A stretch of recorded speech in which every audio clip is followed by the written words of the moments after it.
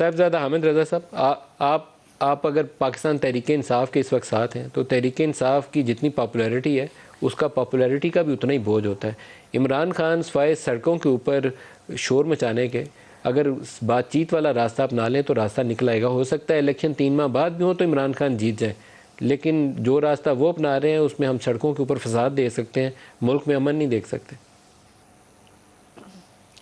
بسم اللہ الرحمن الرحیم، بہت شکریہ ندیم ملک صاحب۔ دیکھیں جتنا بھی آپ نے انٹرو دیا، میرا خیال ہے کہ پاکستان کی موجودہ صورتحال کو آپ نے بہت اچھے طریقے سے سم اپ کر دیا۔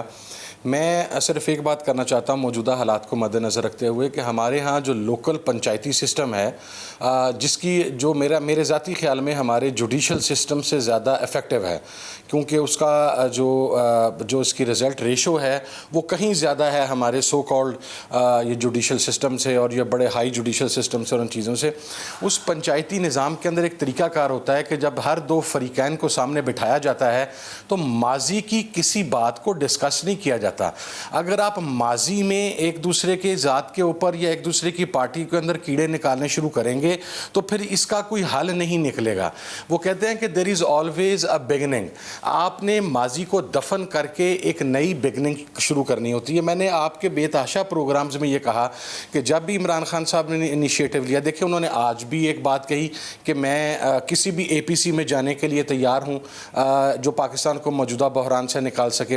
مسئلہ یہ ہے کہ جو ہاکس ہیں، جو جس وقت بھی کوئی ایک اچھی بات ہونے کی کوشش ہوتی ہے، جس طرح عمران خان صاحب نے کی، اس کے رسپانس میں پرائم منسٹر صاحب نے سینٹ کے اندر جو گفتگو کی، میں اسے اپریشیٹ کرتا ہوں۔ وہ اس وقت نیگوسیشن کی طرف محسوس ہو رہا تھا کہ چیزیں بڑھیں گی، لیکن پھر جب ہاک صاحب کے آتے ہیں اور رانا ثناء اللہ صاحب کی جس قسم کے بیانات ہمارے سامنے آتے ہیں، اس کے بعد پھر دوسری سائڈ سے بھی اس کو اسی طریقے سے جب رسپانڈ کیا جاتا ہے تو وہ آپ کی جو باہمی رواداری کی فضا ہے وہ خراب ہو جاتی ہے۔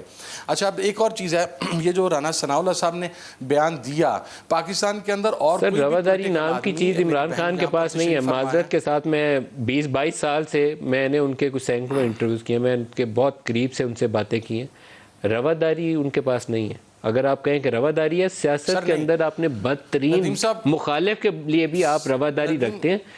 انہوں نے خود کو سب سے زیادہ اللہ عرفہ ریاست مدینہ قائم کرنے والا اور باقی سب کو چور ڈاکو کہہ دیا ہوا ہے۔ یہیں سے وہ پولرائزیشن اس معاشرے میں آ گئی ہے کہ ہم دو سگے بھائی ساتھ بیٹھ کے بات نہیں کر سکتے۔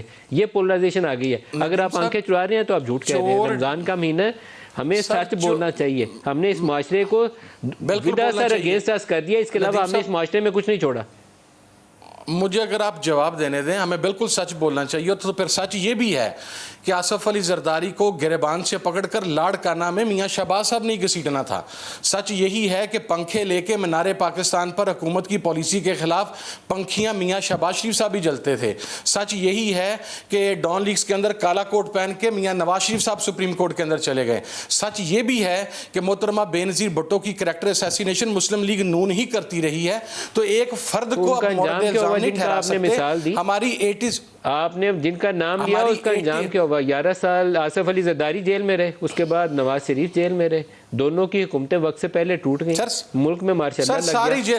اگر وہ 11 سال جیل میں رہے ہیں تو یہ میاں تو پاکستان، جناب دیکھیں میری عرض سنیں ندیم صاحب، میں یہ بات کر رہا ہوں کہ جیل میں رہنا، میں کبھی بھی اس کی سپورٹ نہیں کرتا۔ پولیٹیکل موو کے اندر پولیٹیکل پرچہ ہوتی ہے سیکنڈری تھنگ، لیکن وہ 5, 7, 10 دن کے اندر سیٹل ہو جاتا ہے۔ لیکن جو گزشتہ 1 سال سے جن لوگوں کو اٹھا کے ٹارچر کیا گیا ہے، 140 کے قریب پرچے کر دیے گئے ہیں یار ندیم صاحب، جس بہیمانہ طریقے سے لوگوں کو اٹھایا گیا، تو یہ لوگ بھی تو پھر سیکریفائز کر رہے ہیں نا، یہ بھی تو اس کا نتیجہ بھگت رہے ہیں۔ میں بات یہ کرنے کی کوشش کر رہا ہوں، کسی کی غلطی زیادہ ہوتی ہے، کسی کی غلطی کم ہوتی ہے۔